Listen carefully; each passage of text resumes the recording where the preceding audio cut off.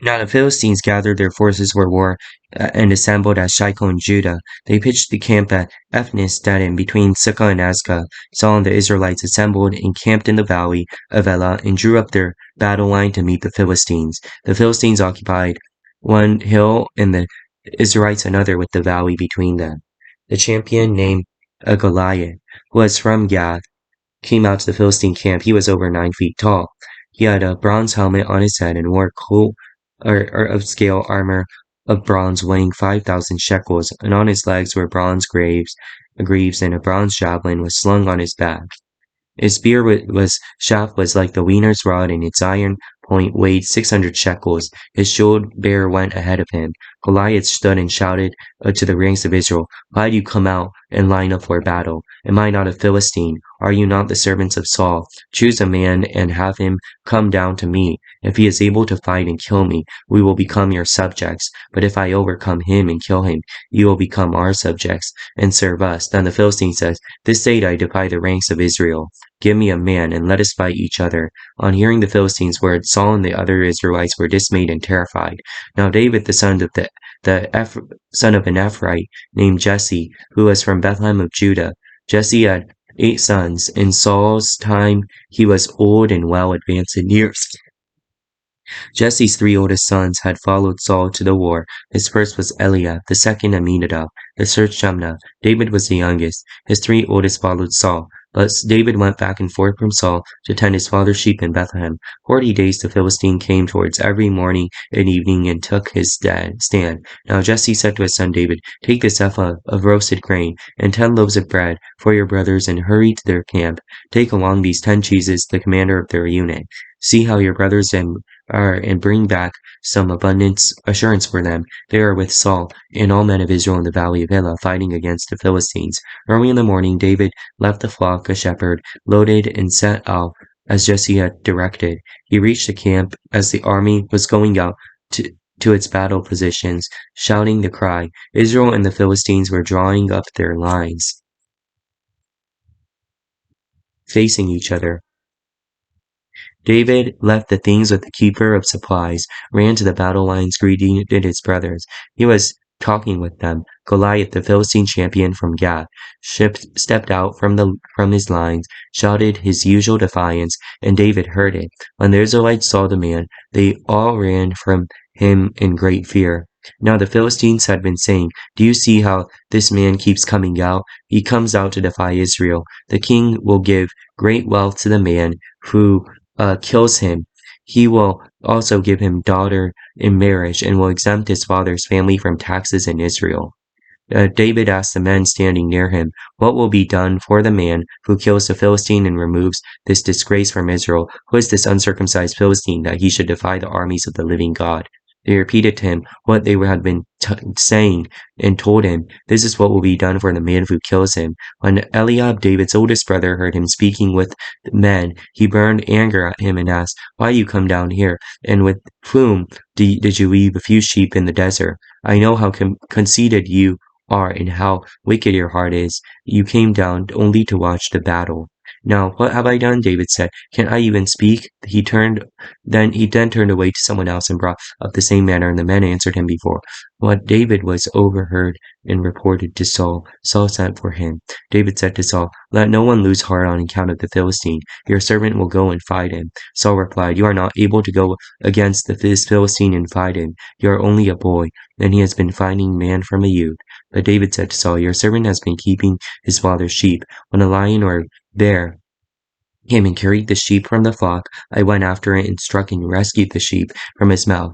It turned on me, and I seized it by its hair. I struck it and killed it. Your servant has killed both the lion and the bear. This uncircumcised Philistine will be like one of them, because he has defied the armies of the living God. The Lord who delivered me from the paw of the lion and the paw of the bear will deliver me from the hand of this Philistine." Saul said to David, "Go, and the Lord be with you." Then Saul dressed David in his own tunic. He put out the coat of armor on him, and a bronze helmet on his head. David fastened fastened on his sword on the tunic, and tried walking around because he was not used to them. I cannot go in these, he said to Saul, because I am not used to them. So he took them off. Then he took out his staff in his hand, chose 5 smooth stones from the stream, and put them in the pouch of his shepherd's bag, and with the sling in his hand approached the Philistine. Meanwhile the Philistine with his shield bearer in front of them kept coming closer to David. He looked David over and saw he was only a boy, ruddy and handsome, and he despised him. He said to David, "Am I a dog, that you come at me with sticks?" And the Philistine cursed David by his gods. "Come here," he said, "and I will give your flesh to the birds of the air and the beasts of the field." David said to the Philistine,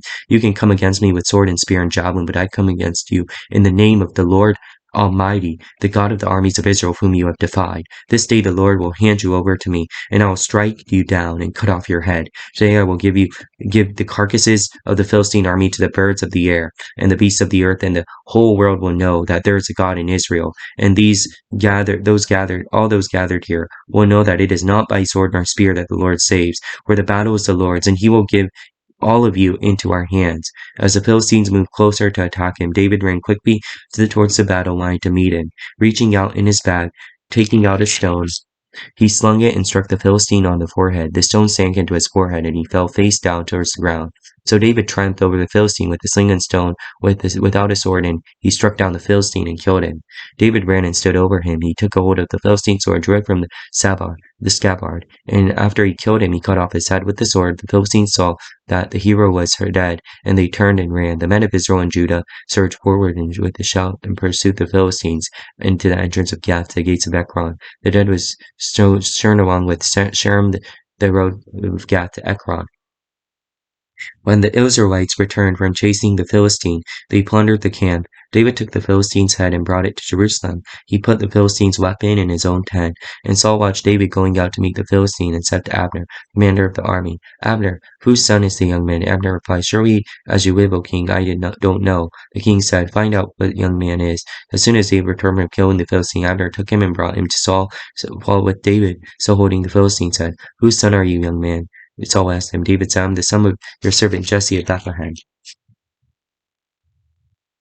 ペリシテ人は戦いのために軍隊を招集した。彼らはユダの祖母に集まり、そことアゼカとの間にあるエフスダミムに陣を敷いた。サウルとイスラエル人は集まって、エナの谷の陣を敷き、ペリシテ人を迎え撃つために戦いの備えをした。ペリシテ人は向こう側の山の上に、イスラエル人はこっち側の山の上に、谷を隔てて相対した。時にペリシテ人の陣営から一人の代表戦士が出てきた。その名はゴリアテ、ガテの生まれで、その背の高さは6キュービット半。頭には青銅の兜をかぶり、身にハロート字の鎧をつけていた。鎧の重さは青銅5000シキル。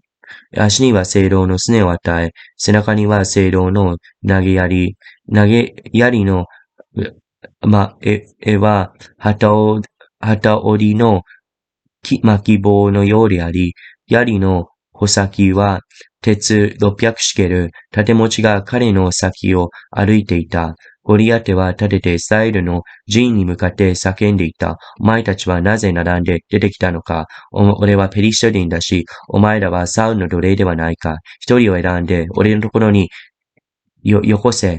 俺と勝負して勝ち、俺を撃ち殺すなら、俺たちはお前たちの奴隷となる。もし俺が勝って、あいつを殺せばお前たちが俺たちの奴隷となり、俺たちに仕えるのだ。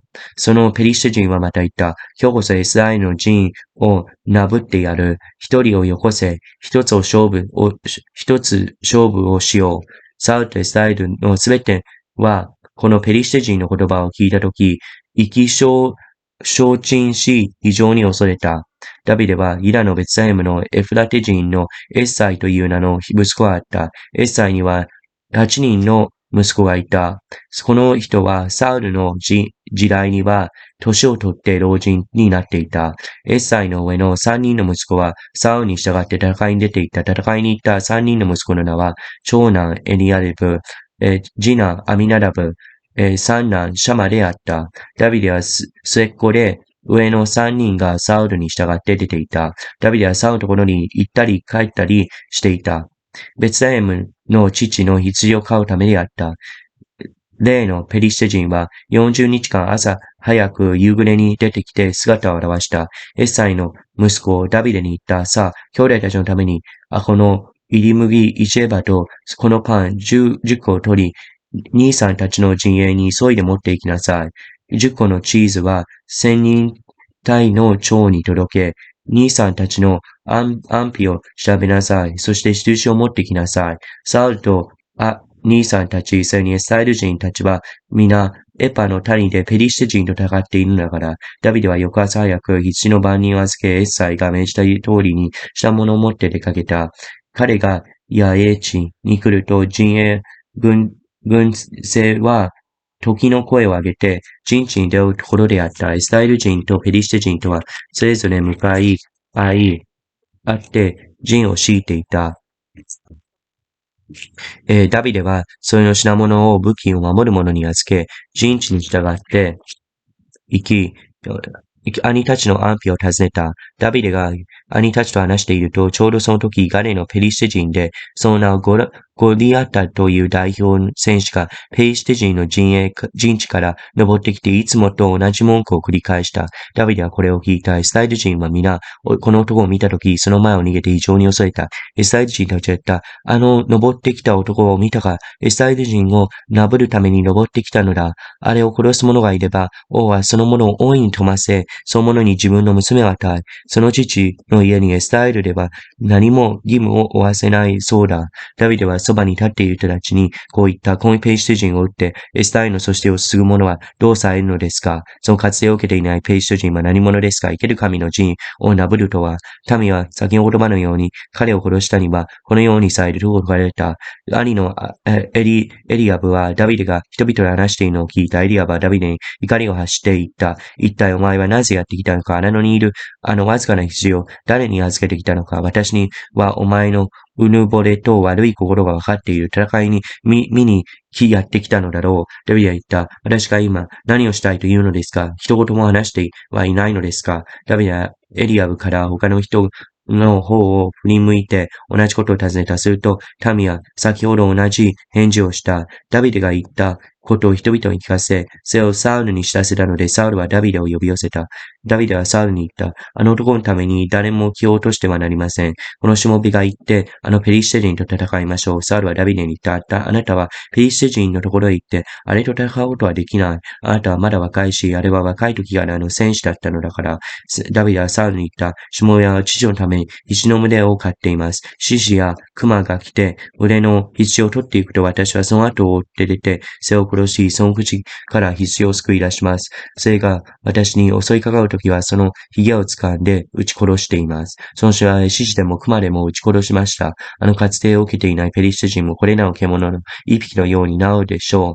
生ける神の陣をなぶったのですから。ついでダビデは言った。獅子や熊の爪から私たちを救い出してくださった主は、ペリシテ人の手から私を救ってくださいます。サウルはダビデに言った。行きなさい。私はあなたと共におられるように。ダビデは言った。獅や熊やの爪から私を救い出してくださった主は、ペリシテ人の手からも私を救ってくださいます。サウルはダビデに言った。行きなさい。主はあなたと共におられるように。サウルはダビデに自分の鎧兜を着せた。頭に聖堂の兜をかぶらせ、身には鎧をつけさせた。ダビデはその鎧の上にサウルの剣を帯び、思い切って歩いてみた。慣れていなかったからである。それからダビデはサウルに言った。こんなものを着ては歩くこともできません。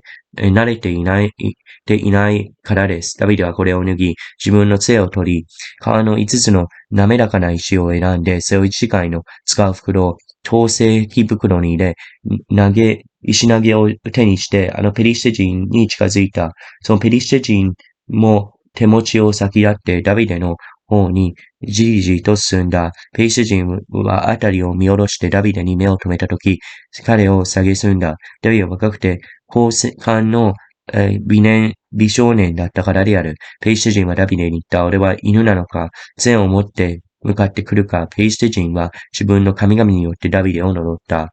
ペリシテ人はダビデに言った。さあ来なさい。お前を肉の空の鳥や野の獣にくれてやろう。ダビデはペリシテ人に言った。お前は剣と槍と投げ槍を持って私に向かってくるが、私はお前がなぶったイスラエルの先人の神、万軍の主の皆によってお前に立ち向かうのだ。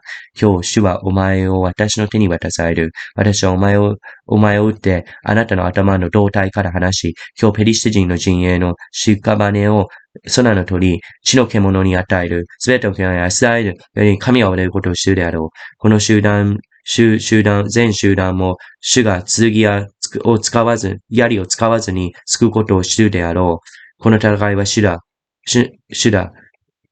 主はお前たちを我々の手に渡される。このペリシテ人は立ち上がり、ダビデに撃とうと近づいてきたダビデは素早く戦場を走って行き、ペリシテ人に立ち向かった。ダビデは袋の中の手に差し入れ、石を一つ取り、石投げでそれを放ち、ペリシテ人の額を撃った。石は額に食い込み、彼はうつ伏せに倒れた。こうしてダビデは石投げと一つの石でこのペリシテ人に勝った。ダビデの手には一振りの剣もなかったが、このペリシテ人を撃ち殺してしまった。ダビデは走っていって、このペリシテ人の上にまたがかり、彼の剣を奪って、さやらかに抜き、とどめを刺して首を跳ねた。ペリシテ人たちは彼らを勇士の死んだのを見て逃げた。イスラエルとユダの人々は立ち上がり、時の声を上げて、ペリシテ人をガレに至るまで、エクロンの門まで覆った。それでペリシテ人は、ツアライムからガロとエクロンに至る途上で刺し殺されて倒された。イスラエル人はペリシテ人追撃から引き返して、ペリシテ人の陣営を略奪した。ダビデはペリシテ人の首を取って、エルサレムに立ち返った。フグは彼らの天幕に置いた。サウルはダビデがペリシテ人に立ち向かって行くのを見たとき、将軍アブネルに言った。アブネル、あの若者は誰の子だ？アブネルは言った。王様、あなたに誓います。私は存じません。すると主は命じた。あなたはあの少年の誰の子か尋ねなさい。ダビデはペリシテ人を撃って帰ってきたとき、アブネルは彼をサウルの前に連れて行った。ダビデはペリシテ人の首を手にしていた。サウルはダビデに言った。若者、あなたは誰の子か？ダビデは言った。あなたはしもべ、ベツレヘムのエッサイの子です。